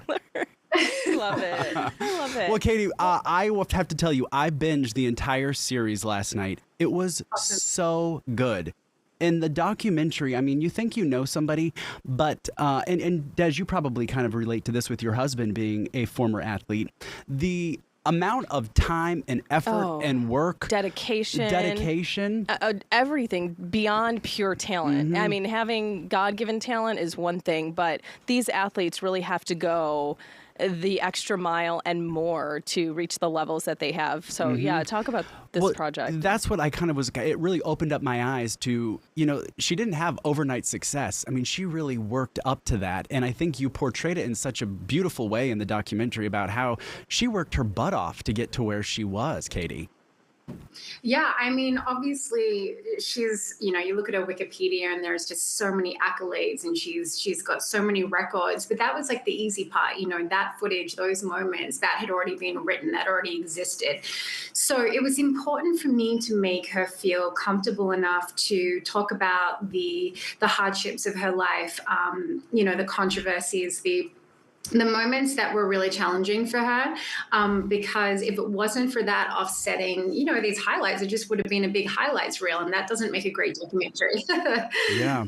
Katie, let's talk about how you came to want to make this documentary. Talk a little bit about kind of your personal, I guess, experience being a female athlete. Yeah, I mean, it feels like another lifetime ago. I mean, I think the first 24 years of my life, I was, training for the Olympics. And I, the project before this project, I was following the Australian women's soccer team, the Matildas, very much more like a Drive to Survive type doc, following a team leading it into the FIFA Women's World Cup. And so coming out of that project, I really was wanting to jump onto something that was a little bit more character driven. And so when Tarasi came along, that was the first time I had really truly heard about her and did some Googling, and then you see the words like villain and shit talker pop up, and as a filmmaker you're like, what is that? Don't swear, Katie. Can we not? We're streaming. Can she? Well, I don't know. Just don't swear. Sorry, Katie. It's the athlete in her. It is the athlete in you. And so you don't want to stream the film because obviously there's a few F-bombs, but that's Diana. She was fierce and bold, and you didn't see a lot of female athletes bringing that confidence and that authenticity back in the time when she was peaking, and she really just stayed true to herself and didn't conform with, I think, what society wanted at the time, what was expected as a female athlete at the time, and she pushed the boundaries. And I found her fascinating. And so I really just wanted to get to know who this person was off the court. Mm-hmm. And that is so admirable in and of itself. I mean, Katie, you're a female athlete, but to be strong and bold in your convictions, despite what others are going to say about you, and pushing through that. What is the most surprising thing that you have learned about Diana through making this docuseries? I feel like Diana was always ready for the WNBA, and the WNBA wasn't ready for her. And she's just walked away from this sport at a time where it's just getting started. And there's obviously been so many legends before Diana, and so many women who have paved the way for the sport to be where it is today. But I think Diana was the true game changer. I feel like if you understand her story, that is the origin story. That is the prequel to where we are today in the WNBA. Mm-hmm. Katie, the other thing that I loved about the documentary, and I kind of opened my eyes again, was that she was talking about, and it's now making headlines. I've seen it everywhere after your documentary came out about the pay in the WNBA, and that's why she and a lot of the big names in the WNBA started playing overseas, because they were treated like royalty when they were over in Russia, specifically for Diana Taurasi I'm talking about now. She was talking about how much money she got paid. There was, talking about they were gifting her watches, and they treated them like royalty. And then she got back here and she compared her salary to what the janitor made at the arena, which I just thought was kind of mind-blowing, because you think of sports stars today, you think of rich and famous, but the WNBA is still kind of lacking, I guess you could say, when it comes to kind of those comparable salaries. Well, and it shows her true love and passion for the sport. Exactly. Because how many athletes could we have lost, to overseas games and leagues? Mm-hmm. Yeah, the fact that she survived 20 years in a league where she wasn't really getting fair pay, I think it speaks so much to who she is, and she truly loved the game, and she was doing it for the next generation. And if it wasn't for her, maybe the WNBA wouldn't be here today. And it is fascinating when you see episode 2, you understand what the story is in Russia. It's fascinating that she felt more self-worth as an athlete by a Russian man who had ties to the Kremlin, who was an ex-KGB spy. She felt more self-worth there in his team than her own country. So I was just so excited to tell that story. I think that's so unique to women's sports. And of course, it had to be a woman that had to do that. That's just my opinion. Yeah. And I think that janitor comment has completely been taken out of context. So if anyone's complaining about it, I think you need to go watch the full documentary. Yeah, there's a lot that goes on to that, Katie. The other thing that I thought was really interesting, and she said this kind of at the end, it was the last episode, no spoilers. But I know, I'm so jealous you watched it already. Well, I have 4 kids. I didn't get around to it. It was yet, too hot it's yesterday on to do list. anything else, Yeah, and so I told Katie, I was like, I'm 118. gonna watch the documentary. But I loved how they were kind of talking about, today we have like the Caitlin Clark. And Right. she has kind of become the such Angel a big name. Reese. Yes. And at the very end, they were kind of talking about, if Diana, maybe her career was a few years later, she would be kind of getting the promotion and the hubbub that these kind of newer WNBA stars are getting. Yeah, I mean, when you watch episode 1, which I think obviously it's her Yukon story, when you understand the level of eyes and fame that she had coming out of college was crazy for that time. I mean, she really was that first college basketball star that everyone knew that name. And then coming into the WNBA, there just wasn't a product there for her. And I think, the WNBA, they were marketing, their way of marketing these women was like the opposite to who these women were. So society just wasn't ready. And so, that's why I say that she was always ready for the WNBA, and she was always one step ahead in many ways. Okay, we've got about a minute and a half left. What was your favorite part about making this documentary? What did you think was the most interesting thing that you learned about Diana or the stands WNBA? out the most, Stands out, or... yeah. Yeah, I think that Diana just in real life is just as a badass as she is on the court. And I think that was the pressure for me, that I had to make something that reflected her being just truly a badass in women's sports. So I hope that I've done that, and I hope you all enjoy. Yeah, I think you did, Katie, because I came across after watching that being like, man, I mean, we are lucky to know that she was part of our Arizona history. I can't wait. The Mercury. And I know we have to let you go, but if you could just answer this really quickly, 10 seconds or less. What message do you want people to walk away from this documentary remembering and keeping with them? Yeah, I mean, I think mostly for women in sport is that we're in a time where we're embracing being authentic and, being loud and fierce, or whoever you are in your game, like, just stay true to that.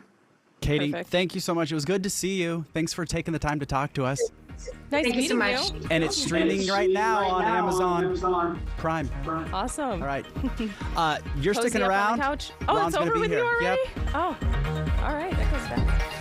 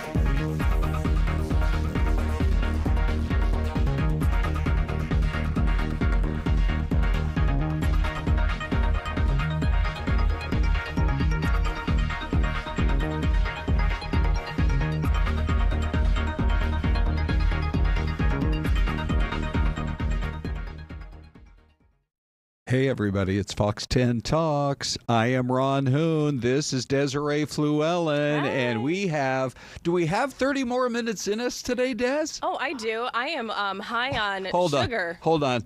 This is who laughed when I asked that. The guy who's been running around since he hit the door at 7:30 this morning, Big D. 2 hours every day. It's exciting. Yeah, man, it is. Well, we've been up since 2 a.m. I'll or tell earlier. You. So, but going. you and I have only done this is our second week. Yeah. And we're already getting a lot of really good feedback, and it's a Good. lot of fun. Well, working with you is a breeze, Ron. Thank you very much. We have Kinsey as our guest today. Do you agree with that? Working with me is a breeze, or what do you think? Yeah, you guys are always the boss.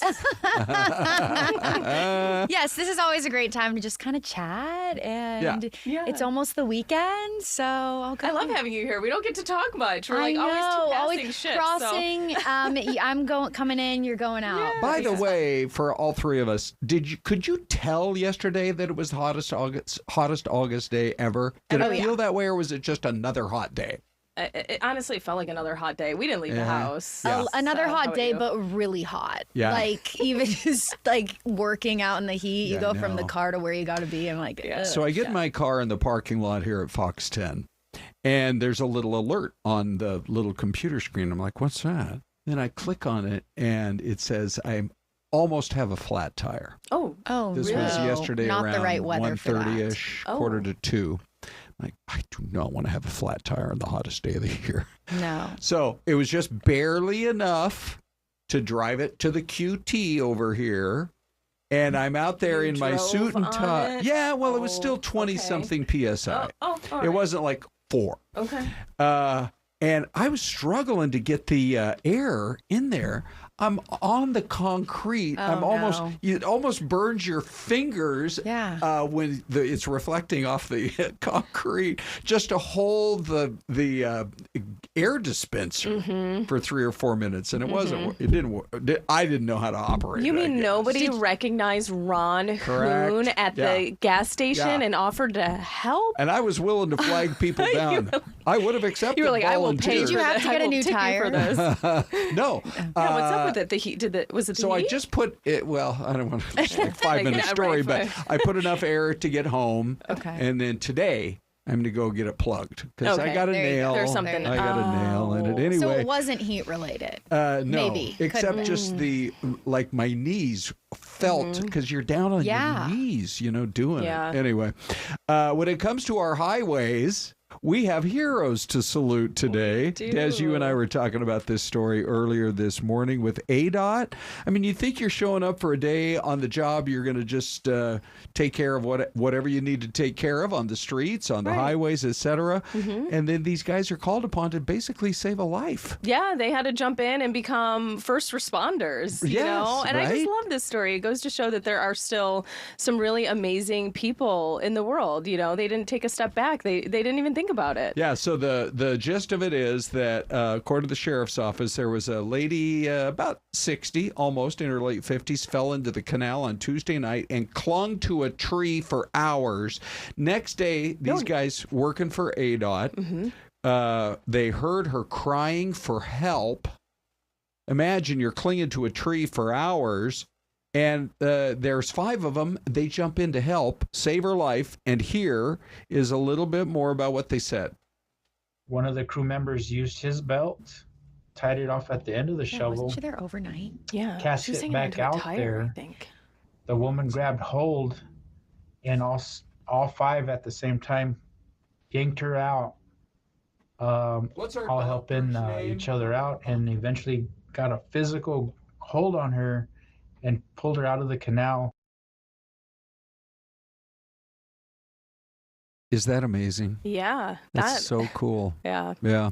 I mean, I guess if you hear somebody crying for help, you're going to go help. But that is more than just a day on the job for those guys. Yeah, well, for them to take that extra mile and actually do that rescue themselves, because there's risk that, comes along with that. You could slip in and, you know, become in a dangerous spot yourself. So that was really great. They did not think twice. We're talking about that. There's another story we're talking about because the more we learn, the more just it just is so disturbing. But the whole valley, I think, is talking about the whole state. That's why we asked Kinsey to come in and be a guest today. You've continued to work the story of Rebecca Baptiste, and there are some new developments. Yeah, this is a heartbreaking story right now. The governor has talked about this. State lawmakers are talking about this.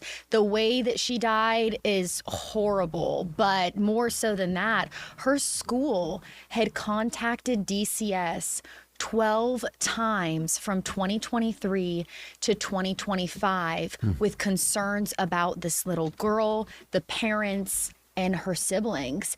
And the school is not holding back, rightfully so, because they felt like they did everything they needed to do, and it fell on deaf ears.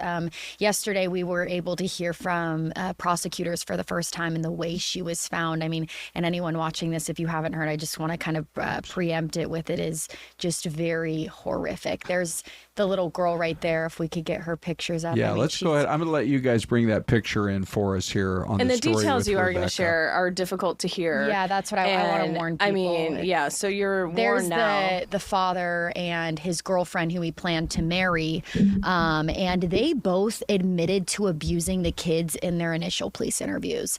There's the little girl right there, Rebecca Baptiste. I mean, such a darling little girl with a beautiful smile. And we talked to her principals, her teachers, the school director. This girl was a shining student. Look at that smile. And just to know what she went through. I mean, it's horrible. Her body was found just covered in bruises. Doctors not only describing the abuse, but calling it torture when you have doctors saying that. This is going to be a really tough case to continue to follow, but we're going to because people want justice for this little girl and to look into the Department of Child Safety. I mean, what happened here? How many calls is too many calls before something's done? So have we heard from them at all? Have they spoken up to try to help us figure out what happened here? How can someone make a dozen reports and this goes nowhere? Yeah, that's what I think everyone is just so confused by. And to give viewers insight, sometimes we wait a while to get a response from some of these government agencies. Yeah, they do take their time. Yeah, but they gave a response right away. And they tried to say, well, we didn't get 12 reports. And the school came back with documentation of every single time that they contacted DCS. So it's a little bit of back and forth here. But DCS is kind of saying that their hands are tied and reports have to meet certain criteria to be considered a report. So that goes back to lawmakers of, I mean, how many is too many, though? And I would love to know, too, is there, because this was 12 reports over the course of a few years, so I don't know what their guidelines are. Do they look at it as, we haven't had a complaint or whatever it may be in 6 months, so that case kind of falls to the wayside? It would be interesting to find out some of those answers. Yeah, I mean, I don't know if this breaks it down for people, but just in this last year, I just pulled up the exact times reports were made. So in 2024, you have February 13th, September 13th, September 16th, October 30th, October 31st, November 16th. So that's the end of the year. Wow. You have and I would think that would be chunk. A red flag. Yes, yeah. and then you go into 2025, and then January and February a bunch. Wow. So you look at the end of that year and the next year, I mean, the calls were coming in. We know where two other siblings are in DCS care, but this one's hard. And now we've got a court case to follow in the unfolding months, and I know you're going to be all over it. Yep. So, Kinsey, thank you. Thanks for your insight on this, and we'll keep checking with you. Yeah, there is a celebration of life ceremony next Thursday, so we'll be there. Good. People wearing magenta, her favorite color, Wow. so we'll be there. Kenzie, thank you. Thanks, guys. All right, on to another story this morning. It really has us talking. It's happening on the other side of the country, but because we've had instances of this in the past, it has to do with something called Legionnaire's disease. And I think we all sort of thought, well, hopefully we never have to report on that again. But here we are in 2025. And so 3 people are now dead among the 70 who've been diagnosed in the newest Legionnaire's disease outbreak. We invited Dr. Bassam Chowdhury who's with Banner Thunderbird, to join us to just explain a little bit about what this disease is, maybe how it spreads, what the symptoms are, etc. And Doctor, thanks for joining us today. I'll have you jump right in. What exactly is Legionnaire's? What causes it? And what should we all know about it? Sure. So Legionnaire's has been around for a very long time. It's not a disease that's going to go anywhere. Problem with Legionnaire is it's actually not contracted through person to person. So you can't get it. If someone else has got it, you can't actually get it. Where you actually get it from is you get it from cooling systems and AC units. It's waterborne. It's spread through contaminated water. And it's basically a gram-negative bacteria. You basically inhale it, breathe it in, and then you get your symptom. There's a milder form of it as well. It's called Pontiac fever. And what that is basically you'll get it. You won't even notice that you have it. And basically you'll have symptoms like the flu. Legionnaire's in itself, it can be fatal, and it can affect a lot of people, especially the elderly, especially people that smoke. People with other medical conditions or immunocompromised, if they're on cancer therapy or anything like that, they can get Legionnaire's disease, and they can get it pretty bad. And as it relates to Arizona, Doctor, have we seen any cases of this in Arizona? This year alone, we've seen about 110 cases. Wow. Okay, so where are these folks catching this? So basically, you could get it anywhere. You could get it at hotels. If the AC units are, for example, are not regulated, you can get them from cooling systems, from mist, from being in hot tubs at resorts. You can get them at the hospital. You can get them in a school. But basically, you have to know that if the water system and the plumbing is not well maintained, you're at high risk for contracting this disease. Have we made any progress since that kind of world-shattering case that goes all the way back to New York back in the 1970s, where over 200 people fell ill, and I believe several dozen died? Yeah, so thankfully, we're not having to deal with numbers such as that anymore. It's not as terrible as it used to be. And a lot of it has to do with the fact that now our sanitation system is a lot more regulated. We do a lot more maintenance. But the problem here in Phoenix and in Arizona specifically is the fact that we have a lot of heat. And a lot of that heat is basically affecting the infrastructure as well as where we're keeping our water system. So in cooling towers, for example. And what that does is as it starts to age and the bacteria can find its way in there, it starts to breed rapidly and basically cause for a lot more chances of people getting infected once it's in there. So regular maintenance, upkeep is a great form of preventing this disease from occurring. We're going to take a quick break. We'll be back with more with Dr. Chowdhury right after this.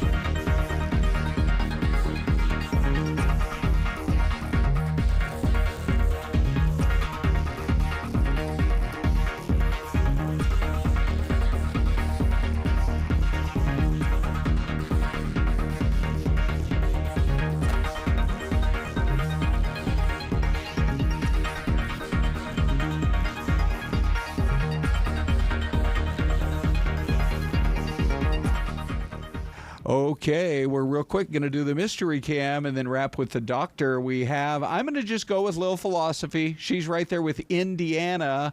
I think that sounds like a fine guess, Des. What do you think? I agree. I'm not even going to fight you guys on that one today. Oh, right. It is Swainsboro, Georgia.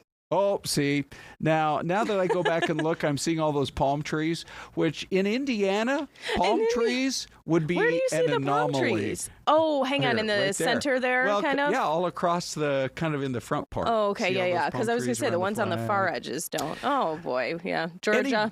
Yeah, there you Georgia. go. Pretty part of Georgia, that is for sure. Let's wrap up with Dr. Chowdhury, and then we got a real treat for you here from our own John Netzel from The Great American Story, a new show that we're doing here on our streaming channel. But Des, let's jump right back into it with the doctor. So not to put too much fear out there, but talk about the cure for this. So if you do get it, there is a chance that you can fight this off and be okay. What is the treatment? So it's basically, first of all, you got to diagnose it, and diagnosis is key. And the way we do it is basically we collect your phlegm, send it to the lab, and concurrently we also will collect your urine. So if the two come back and we are highly suspecting and it confirms that you do have Legionnaire's disease, there's a easy fix. There's usually just two antibiotics that we use. It's either azithromycin or levofloxacin. Those two together, or not together actually, but separately, can treat Legionnaire's disease and have you feeling better in no time. And the cases that we have seen here in the Valley, without necessarily naming names of a hotel or whatever, generally, where have they been? When you're chatting with patients, et cetera, or looking into reports, where is it happening in our town? Yeah, so for the majority of them, you can't really pinpoint because a lot of us do go outside and we're out there, we're getting hit with misters at restaurant, for example, will be at hotels, will be at schools. So for the majority of them, we've not really been able to pinpoint exactly where they're getting these specific cases from. But I think if we were to basically suspect certain areas, I would say it would be mostly in hotels, resorts, hot tubs, those kind of areas. That's Dr. Bassam Chowdhury joining us from Banner Thunderbird. Doctor, thanks for your time today. Thank you. I appreciate it. Thank you. Hey, Des, let's talk about a story of success and happiness. But at first, you're scared. Look at this little boy. How did he get himself into this situation? You know what, Ron? When I saw this, I was just thinking, man, kids. Sometimes they really just put you in a pickle. And in this case, he's in a pickle himself. Yeah. So this was in Baltimore City. The Baltimore City Fire Department who are responding to this. They posted on their Facebook on Wednesday that young boy found himself trapped in the railing there at the Baltimore Harbor. I'm sure, he wasn't forecasting the situation for himself. I'm sure he thought he could get right back out. But you can see they tried to see if his, head would fit. And then they go, wait a second, he's kind of small. Let's see if we can just pick him up out of here. But they couldn't. So you see the fire department here responding with the jaws of life. And Ron, it just got me thinking, with 4 kids here, nothing too crazy like this has happened in our household just yet. Do you have any situations like this with your kids when they were younger? Doing anything silly? Stuck in a situation like this? Like putting something up their nose? Like anything? But I am thinking about how we had a situation where one of our kids, we lived out in an old orange grove in North Mesa many years ago, and it's just luck of the draw that it was our youngest daughter, and I think she was about the very age of this young man right here, and she got bit by a brown recluse spider, and I think those are about the worst kind of bites you can get. The hole that spider bore down into her kneecap, you couldn't see the end of it. Oh, wow. And I mean, so every parent is going to look at a story like this or any other and say, thank goodness for good nurses, good doctors, good EMTs and firefighters who saved the day. There you go. Yep. And they used those jaws. They opened up the railing a little bit and got him out. And no parent shaming, man, because things like this happen. Of course. You turn your head for 2 seconds, but we're just glad it has a happy ending. Okay, so we're so glad you guys get to spend time with us here on our streaming show on Fox Fox 10 Talks. We're live every day from 10 to noon, but also getting a lot of feedback on something that we launched several months back that has really become, I think, a big time success. And the idea behind it, the idea man himself joins us. It's John Netzel.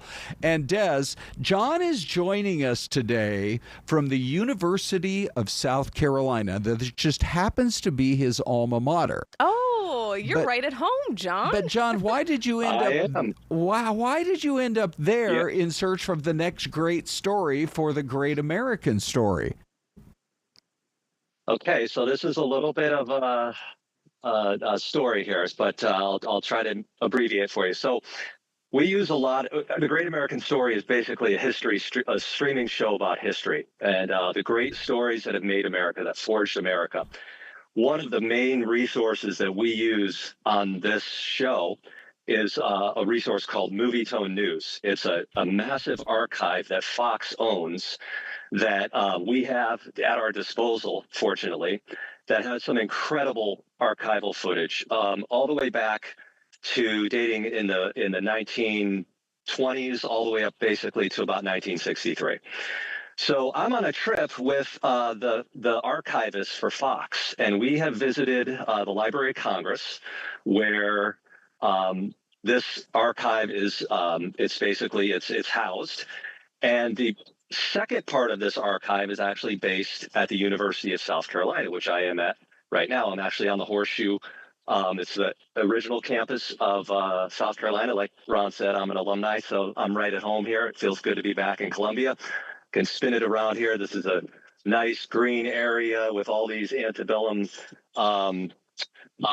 architecture style buildings, the original campus. So anyway, we've been meeting with the archival people from the Library of Congress, from the University of South Carolina, in a way, basically in an effort to see how can we use this video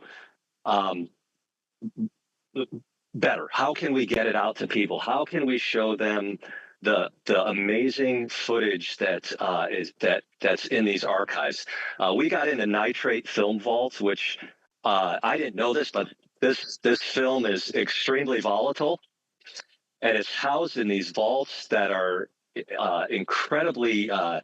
They blow their own. They clean out the air every few minutes. They have all these water suppression features in there because this film it dates back until basically Edison's time in the late 1800s all the way up to about 1950.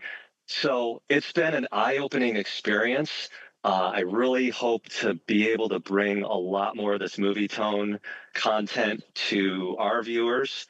I've learned a lot about the history of Fox News, quite honestly, and William Fox, who started Fox News basically back in 1915, and how he created this news gathering operation using these incredible cameramen that would travel the world, and they would hand write out their shot sheets of everything that they shot.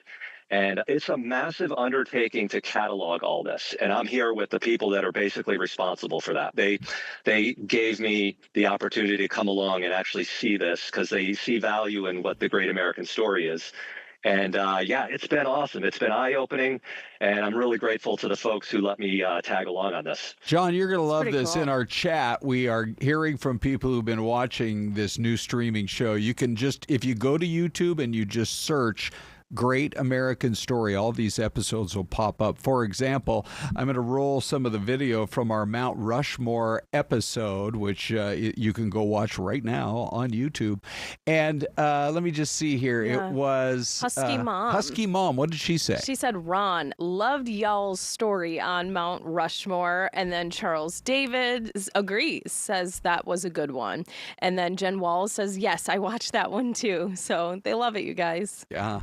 Yeah, and like all of that footage, all that archival footage is Movietone footage. Fox cameramen shot that footage, believe it or not, back in the 40s and back in the olden days. And it's really been something to see this footage up close, to actually hold this history in our hands. and just to be a part of it. And I really hope we can bring a lot more to it. I've got some ideas, Ron, when I get back. We're going to hit the ground running, buddy. We got some good stuff. I love it, Johnny. I got 5 or 6 ideas, too. But between the two of us, we're going to have about 14 episodes ready to tape as soon as you return. Have a great trip home. Thanks for sharing your story with us today on The Great American Story. Yeah, it's good to see you, John. Thanks. See you guys. Take care. I just love doing this show with John. I know. Oh, Des, Well, Ron, I'm telling you. Okay, you already know I've told you a million times if you weren't in news, what you would be perfect doing. History teacher 101. A history professor. Oh, there you go. Okay, the best university sure. in the country. Hey, we got time for one more story before we say our goodbyes, and it has to do with this soda company that, here, I'm going to roll it right here. Wait, hold on. Yep, there it is. There it is. Okay. So you drink this stuff, but now they're going pineapple. I don't think I've ever heard of a pineapple flavored soda in my life, Des. Me either, but I would actually try this. First of all, the packaging is pretty cool. And it's supposed to be a healthier it's a prebiotic soda. Okay. Made with plant fiber and prebiotics, non-GMO, gluten-free, paleo, vegan, all that jazz. Right. It's supposed to be the healthier alternative or option to a regular soda. Yeah, now is this one of the ones that has the vinegar in it? I'm trying to think which one did I try that had vinegar. You know what? I don't know. I'm not sure it has. I think that might have been Poppy. Maybe Poppy. Oh, yeah, Poppy's another popular one as well. Yeah, so Olipop is coming out with this SpongeBob-themed pineapple paradise drink because the new SpongeBob movie is rolling out. Yeah. And that's clever on their part. Good marketing here. Right? With the cross-branding with SpongeBob. And yeah, I don't know. The flavor sounds like I would give it a try. Would you? But, you know, with the... with just the way they've designed the cans and everything, you better watch out because the kids are going to see SpongeBob and they're each going to want their own can of Olipop. Yeah, and I'm not sure if it is safe for the kids to drink. I mean, it may be because it is supposed to be that healthier version, but you might want to double check the ingredient list on there. I think it's hilarious. And they're a little pricey, so it's like a once in a time grab for me. I think it's hilarious that these soda companies now, some of them have been buying up some of the healthier companies because, you mean people don't want aspartame in their diet drinks? We can go with some other options. Linked to depression and other health issues. Even stroke risk, etc. So anyway, I think it's great. I probably will try it, and I can guarantee you Des will try it, and we'll probably come back on a future episode and say thumbs up or thumbs down. Yeah, we'll have to go grab some. Yeah, no kidding. Okay, Des, that's our half hour just like that. A shame. I know. But there it is. It was Happy a great Friday. half hour. Happy Friday to you. And have a great weekend. To everybody watching. See you soon.